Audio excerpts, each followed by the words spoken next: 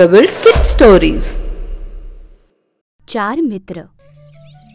एका सुंदर घनदाट जंगलात 4 मित्र राहत होते. एक हरण, एक कासव, एक कावळा आणि एक उंदीर. ते नेहमी जास्तीत जास्त वेळ एकत्र असत. एका छान आंब्याच्या झाडाखाली ते एकत्र भेटत. नेहमीप्रमाणे ते सगळे आंब्याच्या झाडाखाली जमा झाले. पण हरणाचा मात्र पत्ताच नव्हता. सगळे मित्र चिंतेत पडले. कासवाने कावळ्याला हरणाचा शोध घ्यायला सांगितलं. त्याप्रमाणे कावळा हरणाच्या शोधात निघाला. कावळ्याने सगळीकडे खूप शोध घेतला. इतक्यात त्याला दिसलं की हरण एका शिकाऱ्याच्या जाळ्यात अडकलं होतं आणि मदतीकरता ओरडत होतं. हरणाला जाळ्यात अडकलेलं पाहून कावळ्याला धक्काच बसला. त्यांनी परत जाऊन लगेच आपल्या मित्रांना सांगितलं. जाळं तोडायला त्यांनी आपल्या मित्राला म्हणजे उंदराला पाठवायचं ठरवलं. कावळ्यानी उंदराला आपल्या पाठीवर बसवून हरणाजवळ नेलं आणि कासव हळूहळू त्यांच्या मागे चालत गेलं. उंदरानं भराभर आपल्या दातांनी जाळं कुरतडायला सुरुवात केली आणि लवकरच हरण जाळ्यातून मुक्त झालं. आणि त्याच वेळी तिथे एक शिकारी आला. त्याला पाहून क्षणात कावळा एका फांदीवर जाऊन बसला.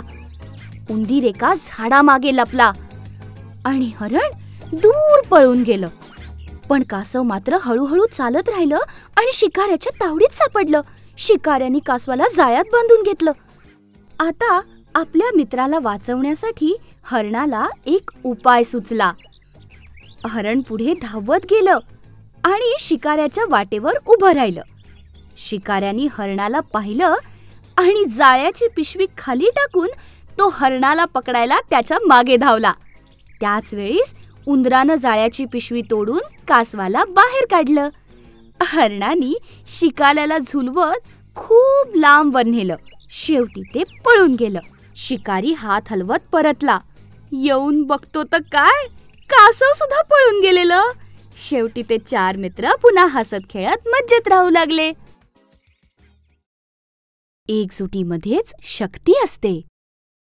हुशार ससा. एका जंगलात एक सिंह राहत होता. तो नेहमी जंगलातल्या प्राण्यांची शिकार करून त्यांना खात असे. एके दिवशी जंगलातले सगळे प्राणी जमा झाले आणि आपापसात चर्चा करू लागले की जर सिंह अशीच शिकार करत राहिला तर जंगलात कोणी प्राणी उरणारच नाही. म्हणून मग त्यांनी ठरवलं की आपण सर्वांनी सिंहाकडे जाऊन त्याच्याशी बोलावं. दुसऱ्या दिवशी सगळे प्राणी सिंहाकडे गेले. त्यांनी सिंहाकडे आपली चिंता मांडली. त्यांनी सिंहाला समजावलं की रोज एक प्राणी सिंहाकडे स्वतःहून शिकार बनून येत जाईल. त्याप्रमाणे रोज एक प्राणी सिंहाकडे शिकार म्हणून जायला लागला. त्या दिवशी लहानग्या सशाची सिंहाकडे शिकार म्हणून जायची पाळी होती. ससा खूप हुशार होता. तो दुष्ट सिंहाला मारून टाकण्याची युक्ती शोधत होता. त्याने सिंहाला जाऊन सांगितलं, अहो महाराज, आपल्याकडे आज 6 प्राणी येणार होते, पण त्यातल्या 5 प्राण्यांना दुसऱ्या सिंहाने खाऊन टाकलं. सिंह म्हणाला, दुसरा सिंह कुठे आहे तो? चल दाखव मला. हुशार ससा सिंहाला घेऊन जवळच्या एका विहिरीवर गेला आणि सिंहाला विहिरीत डोकावून त्यांनी बघायला सांगितलं. सिंहाला विहिरीत आपलंच प्रतिबिंब दिसलं.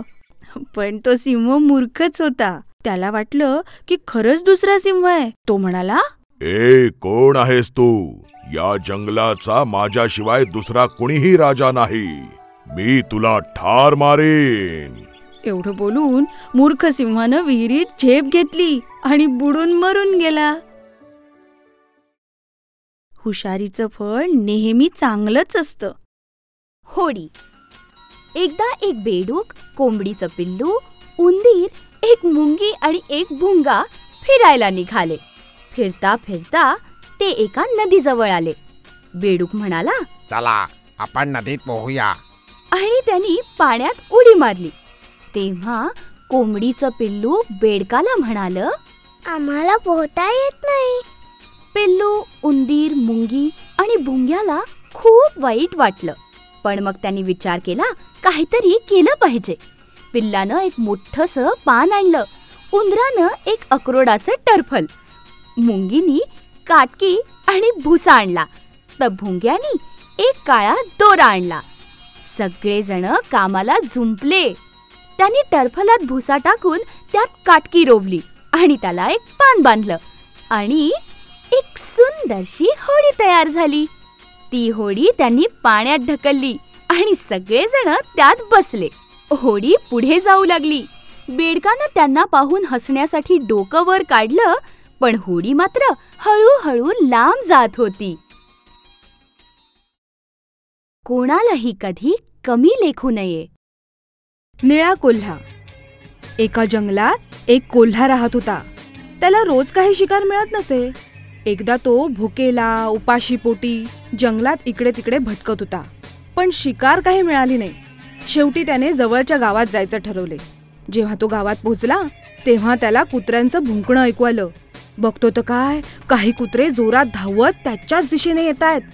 कोल्हा घाबरला. धावतच तो एका घरात घुसला. ते घर एका रंगाऱ्याचं होतं. धावताना कोल्हा एका निळा रंग भरलेल्या पिंपात पडला. सगळे कुत्रे निराश होऊन परत गेले.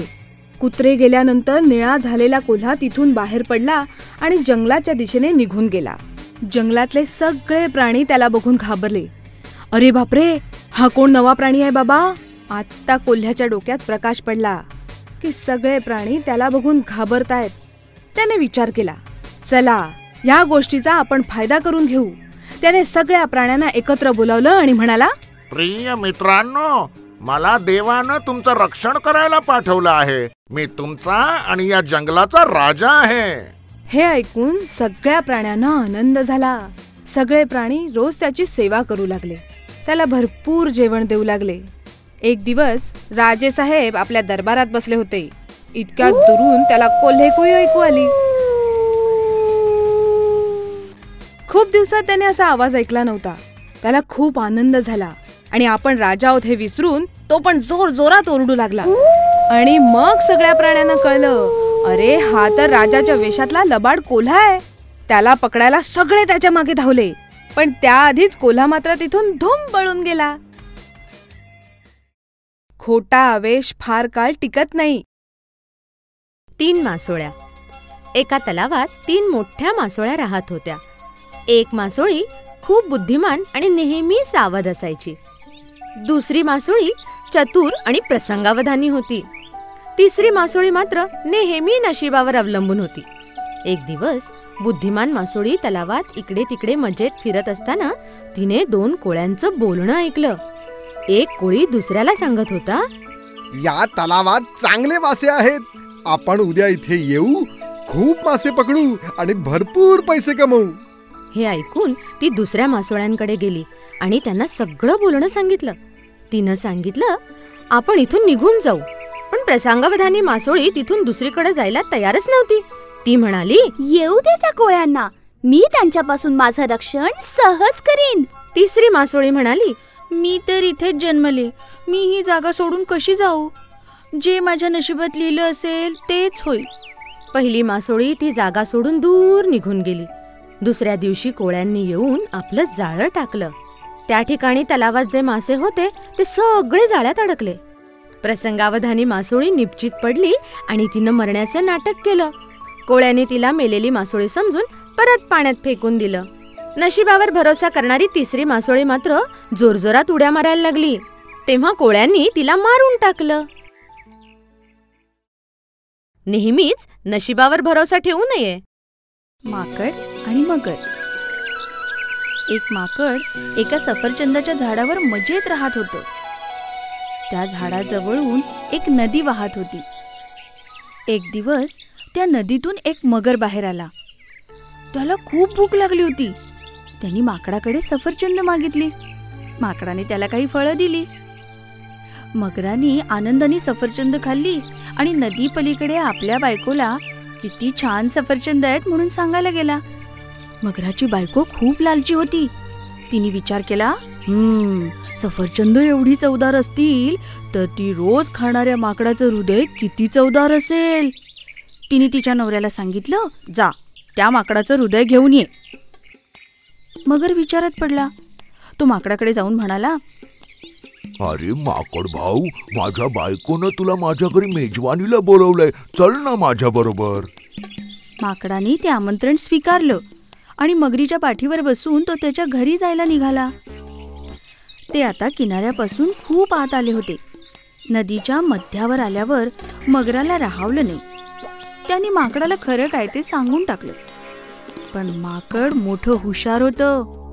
माकड लगेच मगराला म्हणालं, अरे मित्रा, मला आधीच का नाही सांगितलंस? मी तर माझं हृदय झाडावरच ठेवून आलोय, उड्या मारताना पडायला नको म्हणून.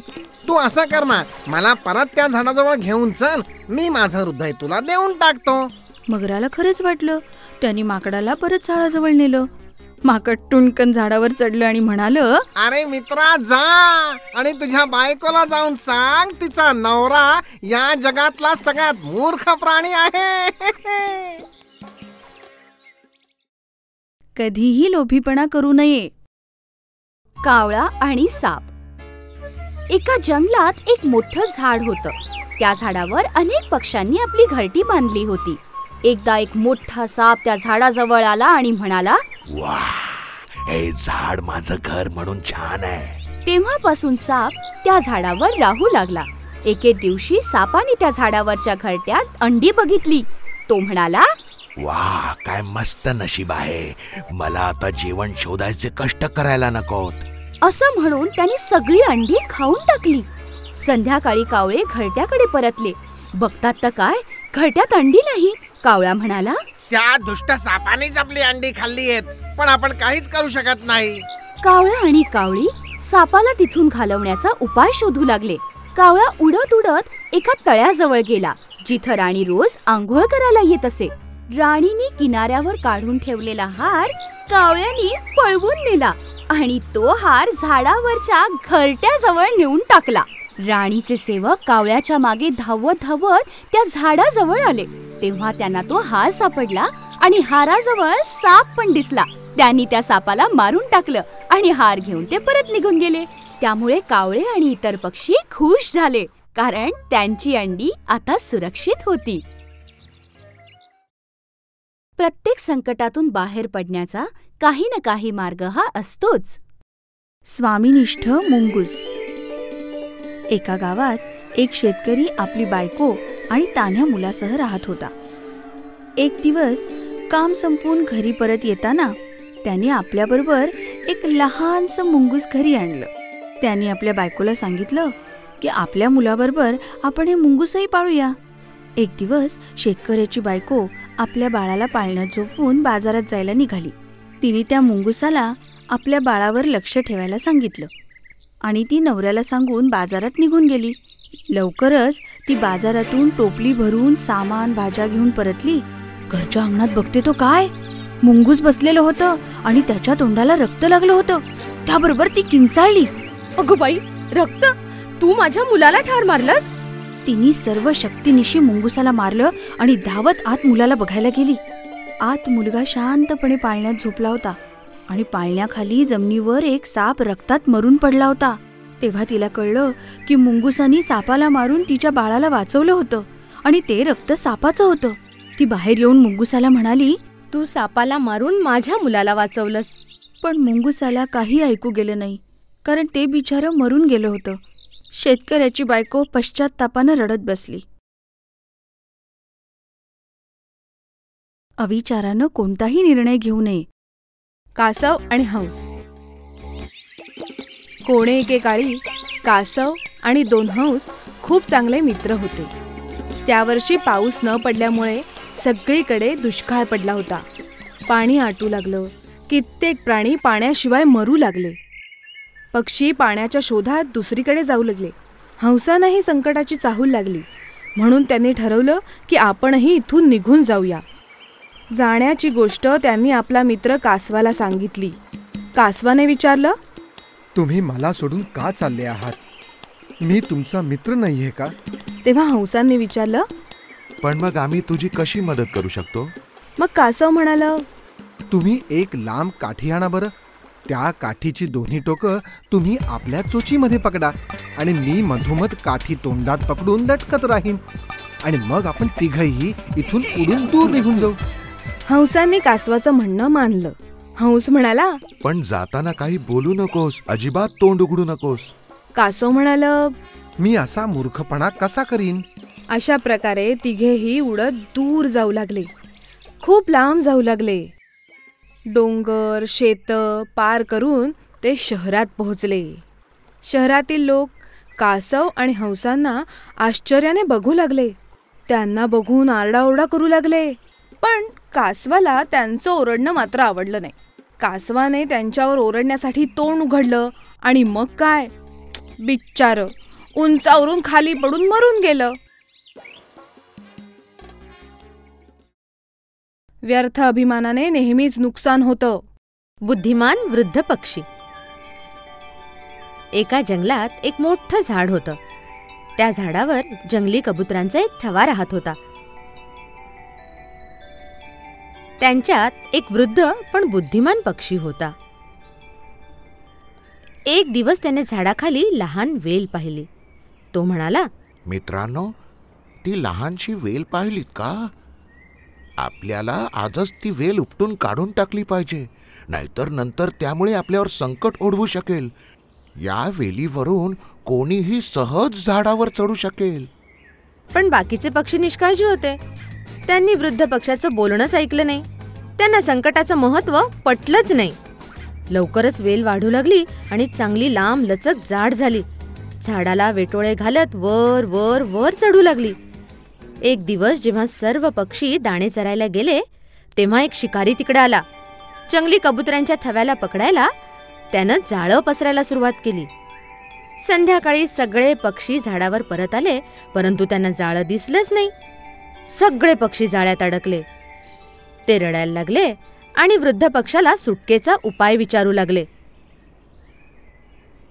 तेव्हा वृद्ध पक्षी म्हणाला, मित्रांनो, सकाळी जेव्हा शिकारी येईल तेव्हा आपण सगळे मेल्याचं नाटक करूया. मेलेल्या पक्ष्यांचा शिकार याला काही उपयोग नाही. तो आपल्याला जाळ्यातून काढून फेकून देईल की मग आपण एकदम उडून जाऊया. दुसऱ्या दिवशी शिकारी आला. सगळ्या पक्ष्यांनी मेल्याचं नाटक केलं. शिकाऱ्याने सर्व पक्षी काढून फेकून दिले. एकदम सगळे पक्षी उडून गेले. नेहमी मोठ्या माणसांचं बोलणं ऐकावं. एकतेची शक्ती. एका शेतात शेतकरी दाणे वाळवत असे. तिथे रोज एक कबुतरांचा थवा दाणे टिपायला यायचा. पोटभर दाणे खाल्ल्यावर ते आपल्या घरट्यात परतायचे. एका फासे पारध्याचे त्यांच्याकडे लक्ष होतच. त्याने कबुतरांना पकडायचे ठरवले. रोजच्या प्रमाणे कबुतरे दाणे खायला आली. मोठ्या मजेत दाणे टिपत असताना अचानक एक मोठे जाळे त्यांच्यावर येऊन पडले. सगळी कबुतरे जाळ्यात सापडली. सगळे पक्षी घाबरले आणि ते मोठमोठ्याने ओरडू लागले, "ए, आपण तर अडकलो, आता काय करायचं?" पण त्यांचा राजा मोठा हुशार होता. एक युक्ती आहे, पण आपल्याला एकजूट व्हावं लागेल. आपण सगळे एकदम या जाळ्यासकट उडून जाऊया. राजाने सांगितल्याप्रमाणे सगळे पक्षी जोर लावून जाळ्यासकट उडाले. जाळे घेऊन ते त्यांच्या मित्राकडे उंदराकडे आले. आम्हाला मदत कर मित्रा, तुझ्या दातांनी हे जाळे तोडून आम्हाला सोडव. अरे घाबरू नका मित्रांनो, मी आहे ना. उंदराने जाळे तोडून सगळ्यांना मुक्त केले. सगळ्यांना वाचवल्याबद्दल ते उंदराचे ऋणी झाले. उंदराचे आभार मानून जोरात पंख फडफडवत सगळी कबुतरे आकाशात आनंदाने उडाली. एकजुटीतच शक्ती असते. बोलणारी गुहा. एका घनदाट जंगलात एक सिंह राहत होता. नेहमीप्रमाणे तो शिकार करायला निघाला, पण शिकार काही मिळाली नाही. फिरत फिरत तो एका गुहेजवळ आला आणि रात्री एखादा प्राणी इथे विसाव्याला येईल या आशेत आत शिरला. ती गुहा एका कोल्ह्याची होती. काही वेळाने कोल्हा तेथे आला आणि त्याने सिंहाच्या पावलांच्या खुणा बघितल्या. सिंहाच्या पाऊल खुणा. सिंह महाराज माझी शिकार करायला आत बसलेत तर. हुशार कोल्ह्याने एक युक्ती केली. कशी आहेस ग बाई गुहा? कोणीच उत्तर दिले नाही. सिंह गप्पच बसला. हुशार कोल्ह्याला माहित होतं की सिंह आतच आहे. अगं गुहा, रोज माझ्याशी बोलतेस, आज काय झालं तुला? जर मी या कोल्ह्याला उत्तर दिलं तर तो आत येईल आणि मला मेजवानी मिळेल. अरे कसं आहेस कोल्होबा? अरे मूर्खा, गुहा कधी बोलते का? आता बस बोंबलत. आणि आणि कोल्हा तिथून पळून गेला. अरे रे, कोल्होबा तर पळाला आणि मी तरी किती मूर्ख. मूर्खपणाचे शून्य फळ. कर्कोचा आणि खेकडा. कोणे एकेकाळी एका माशाने गच्च भरलेल्या तळ्याजवळ एक कर्कोचा राहायचा. रोज तळ्यातले मासे खात तो आनंदाने राहत होता. अशीच वर्षे गेली. कर्कोचा आता म्हातारा झाला होता. त्याला पूर्वीसारखे मासे पकडता येईनात. मग त्याने एक युक्ती केली. दुःखी चेहरा करून तो अगदी स्वस्थ बसला. जवळून जाणारे मासे सुद्धा पकडायचा प्रयत्न केला नाही. एका खेकड्याने त्याला असे उदास पाहिले आणि तो कर्कोच्याकडे गेला. काय भाऊ, इतके उदास का? मासे खाणं सोडलं की काय? अरे खेकडे भाऊ, आत्ताच मी ऐकलं की काही माणसं हे तळे माती टाकून बुजवणार आहेत. इथले राहणारे सगळे मरणार. हे ऐकताच तळ्यात एकच खळबळ उडाली. अरे देवा, हे तर फार भयंकर आहे. आता तूच सांग, यातून कसा मार्ग काढायचा? मी तर असा म्हातारा, पण मी तुम्हाला नक्कीच मदत करीन.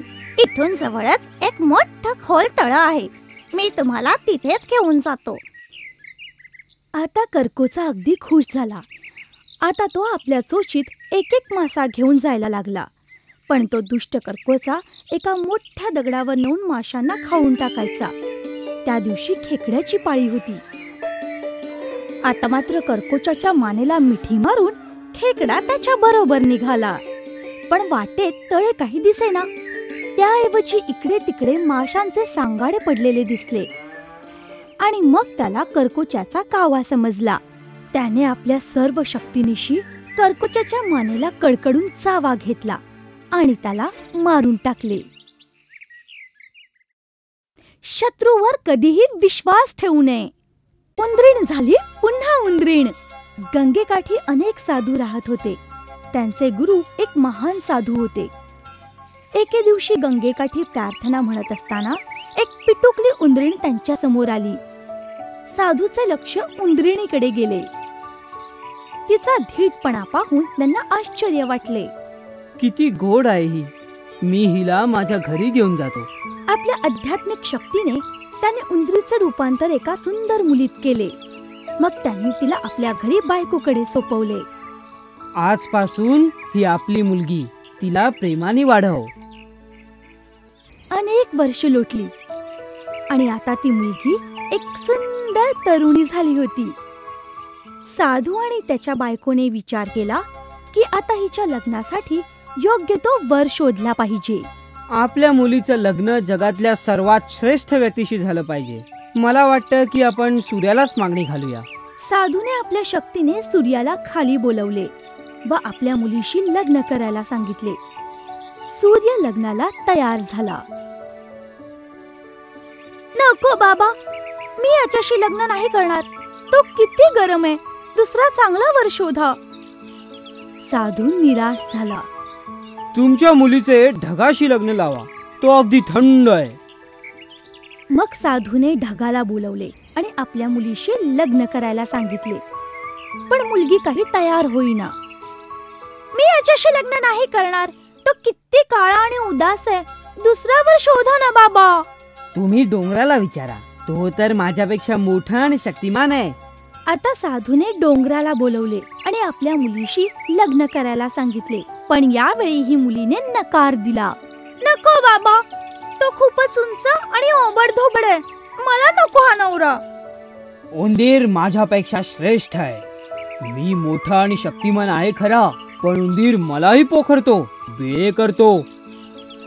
मुलीने उंदराला पाहिल्यावर आनंदाने उडीच मारली. साधूने क्षणभर विचार केला आणि आपल्या शक्तीने मुलीचे रूपांतर पुन्हा उंदरात केले.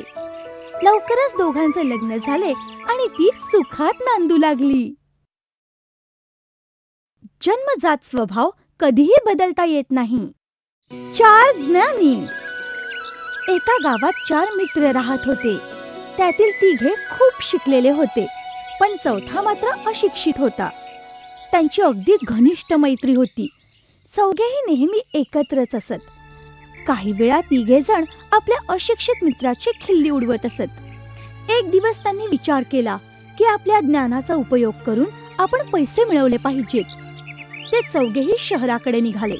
रस्ता जंगलातला होता.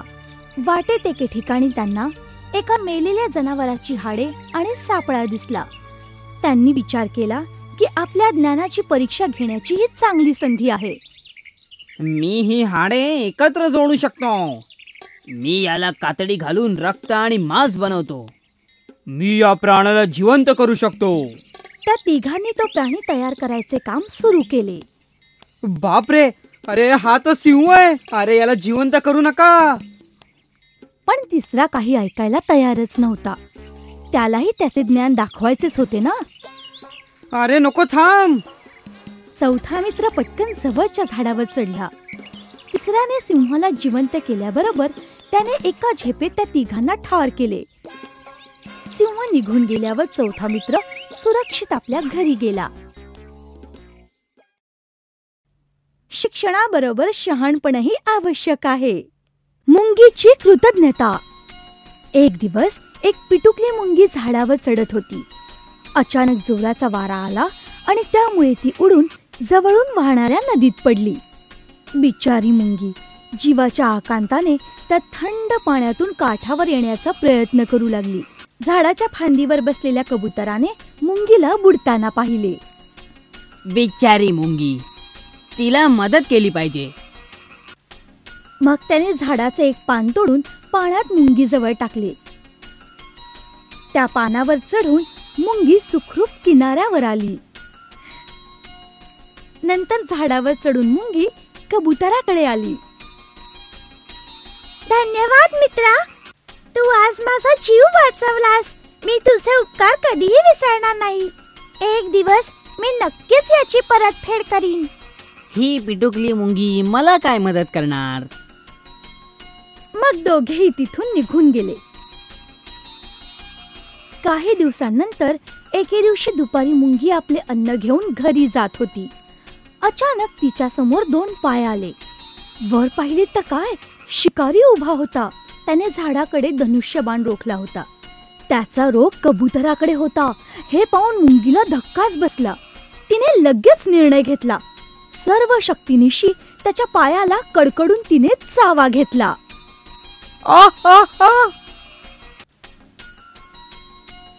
शिकाऱ्याचा नेम चुकला आणि तो आवाज ऐकून कबूतरही पटकन उडून गेले. अशा रीतीने हुशार मुंगीने उपकाराची परतफेड केली. कोणालाही कमी लेखू नये. राजा आणि महान हरिण. एक दिवस राजा आपल्या सरदारांबरोबर जंगलात शिकारीला गेला. अचानक एक सुंदर हरिण त्यांच्या समोर आले. सोनेरी रंगाच्या त्या सुंदर हरणाची शिंगे लांब होती. ते पाहून राजा आश्चर्यचकित झाला. मग तो सरदारांना म्हणाला, थांब, या सुंदर प्राण्याची शिकार मीच स्वतः करणार. त्याने वळून हरिणावर बाण सोडला. पण त्याचा नेम चुकला आणि हरिण सावध होऊन जंगलात पळून गेले. इथेच थांबा, मी त्या हरणाचा पाठलाग करून त्याला ठार मारणारच. जसजसे हरिण दाट जंगलात पळत होते तसे तसे राजाला त्याचा पाठलाग करणे कठीण जात होते. अचानक राजाला आपल्या पायाखाली काहीतरी मऊ आणि चिकट जाणवले. बघतो तर दलदल होती. राजा त्या दलदलीत रुतत चालला होता. वाचवा, वाचवा. त्याने मदतीसाठी आरडाओरडा केला, पण त्याचे सारे सरदार खूप दूर होते. पण हरिणाने राजाचे ओरडणे ऐकले. राजाजवळ येऊन त्याने आपली शिंगे पुढे केली. राजा, माझ्या शिंगांना घट्ट पकड, मी तुला दलदलीतून बाहेर काढतो. राजाने शिंगांना पकडले आणि लवकरच हरणाने त्याला बाहेर काढले. हरणाने त्याला जवळच्या तळ्यावर स्वच्छ होण्यास नेले आणि त्याला लगेचच सरदारांपर्यंत पोहोचवले. त्यानंतर राजाने कधीही शिकार केली नाही. संकटात सापडलेल्या कोणालाही मदत करावी. हुशार बैल. कोणे एकेकाळी एका शेतकऱ्याकडे एक बैल होता. तो सर्व शेतीची कामे करत असे. पण बैल म्हातारा झाल्यावर शेतकऱ्याने त्याला जंगलात सोडून दिले. बैल म्हातारा मात्र हुशार होता.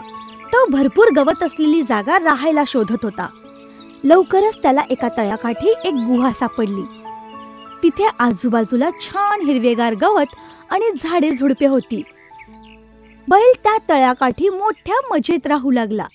एके दिवशी त्याने पाहिले की एक सिंह त्याच्या गुहेकडेच येत होता, पण तो घाबरला नाही. पटकन विचार करून त्याने एक युक्ती केली. गुहेत डोकावून तो मोठ्याने म्हणाला, अगं ऐकलंस का, आज आपल्या मुलांना मोठी मेजवानी आहे. एक सिंह इकडेच येतोय. शांत बस, नाही तर तो घाबरून पळून जाईल. तो जवळ आला रे आला की मी त्याला शिंगावर घेऊन आत खेचेन. बाप रे, हा तो फार भयानक प्राणी दिसतोय. प्राण वाचवायला इथून पळून गेलेलंच बरं. अरे थांबा महाराज, काय झालं? मग सिंहाने त्याला सारी हकीकत सांगितली. हसतोयस काय रे? त्याने तुम्हाला फसवलं. काय काय बोलतोस तू? महाराज, तुम्ही ज्याला घाबरताय तो तर एक सामान्य बैल आहे. तुमच्यासाठी चमचमीत जेवण. चला, मी तुम्हाला दाखवतो. हा, कदाचित हा खरं बोलत असेल, पण तो प्राणी विश्वास ठेवावा का? घाबरू नका महाराज, आपण आपल्या शेपट्या बांधूया. मी पुढे होतो, म्हणजे त्याने हल्ला केला तरी माझ्यावर करेल. हे ऐकून सिंहाला जरा धीर आला. त्याने कोल्ह्याच्या शेपटीला आपली शेपटी बांधली आणि ते गुहेकडे निघाले. आता सिंहाबरोबर कोल्ह्याला बघून बैलाला समजले की याने सिंहाला खरं काय ते सांगितले असणार. पण तो चतुरपणे कोल्ह्याला म्हणाला, अरे कोल्ह्या, मी तुला 2 सिंह आणायला सांगितले होते आणि तू तर फक्त एकच आणलास. माझं अर्ध कुटुंब काय उपाशी राहणार? अरे बापरे, चला पळूया इथून. पळा पळा. घाबरलेला सिंह पळत सुटला आणि शेपटी बांधल्यामुळे कोल्हाही त्याच्या मागे फरफटत गेला. अशा प्रकारे आपल्या बुद्धीचा वापर करून बैलाने आपले प्राण वाचवले. प्रसंगावधान सर्वात महत्वाचे असते. घोडा आणि गाढव. एका धोब्याकडे एक घोडा आणि एक गाढव होते. एक दिवस तो दोघांना बरोबर घेऊन बाजारात चालला होता. खूप गरमीचे दिवस होते. धोब्याने गाढवाच्या पाठीवर मोठे कपड्यांचे ओझे लादले होते, पण घोड्याच्या पाठीवर मात्र काहीच नव्हते. हे फारच जड आहे, मला नीट चालता येत नाही. घोडे भाऊ, हे ओझं फारच जड आहे रे, थोडस घेतोस का? मी का घेऊ? मी काय ओझे वाहणारा वाटलो का तुला? गाढवाला फार वाईट वाटले, पण बिचारा तसाच रडत खडत चालू लागला. पण त्या जड ओझ्याने शेवटी तो खाली कोसळलाच. अरे रे, ओझे फारच झाले वाटतं. धोब्याने गाढवाला थोडे पाणी पाजले आणि सारे ओझे आता घोड्याच्या पाठीवर लादले. ओझे खरंच खूप जड होते. मी या गाढवाचे म्हणणे ऐकून त्याचे अर्धे ओझे आधीच घ्यायला हवे होते. आता मला हे सगळे ओझे एकट्यालाच बाजारापर्यंत न्यावे लागणार. नेहमी दुसऱ्यांना मदत करावी. जादूची छडी. एकदा एका जंगलात एक आळशी ससा राहत होता. एक दिवस झाडाखाली बसला असताना त्याला जवळच एक छडी मिळाली. ती छडी तो जमिनीवर आपटू लागला. मला खूप गाजरं मिळाली तर. आणि काय आश्चर्य, अचानक त्याच्या समोर गाजरांचा एक ढिगच आला. हे काय, माझा तर विश्वासच बसत नाहीये. ही छडी जादूची असणार, जरा खात्री करून घेऊ. ए छडी, मला कोवळं गवत दे. आणि लगेचच तिथे कोवळं गवत हजर झालं. मला जादूची छडी मिळाली. वाव! आता त्याला खात्रीच पटली की छडी जादूचीच होती. त्या दिवसानंतर ससा फक्त खाऊ लागला आणि झोपा काढू लागला. एक दिवस असाच मजेत झोपला असताना अचानक तिथे एक सिंह आला. सिंह? पण माझ्याकडे जादूची छडी आहे. हे छडी, मला सिंह कर आणि त्या सिंहाला ससा कर. आणि लगेच त्याचे रूपांतर सिंहात झाले. आता तर तो अगदी न घाबरता मजेत राहू लागला. पण कोल्ह्याची मात्र पंचायत झाली. सिंहाची शिकार थांबली आणि मला उपाशी राहावं लागतंय. आता मला जवळच्या जंगलात जाऊन दुसऱ्या सिंहाला बोलावं लागणार. कोल्ह्याबरोबर दुसरा सिंह आला. आता त्या खऱ्या सिंहाला पाहून सिंह झालेला ससा मात्र घाबरला. त्याला काही खऱ्या सिंहासारखे लढता येत नव्हते. आता त्याला देवाच्या करणीची महती पटली. सिंहाचे बाह्य रूप घेऊन मी काही त्याची हिंमत आणू शकत नाही. हे छडी, मला पुन्हा ससाच कर. आणि त्यानंतर तो सिंहाच्या गुहेतून कायमचा निघून गेला. रूप बदलून मन बदलता येत नाही. Pebbles Kids Stories.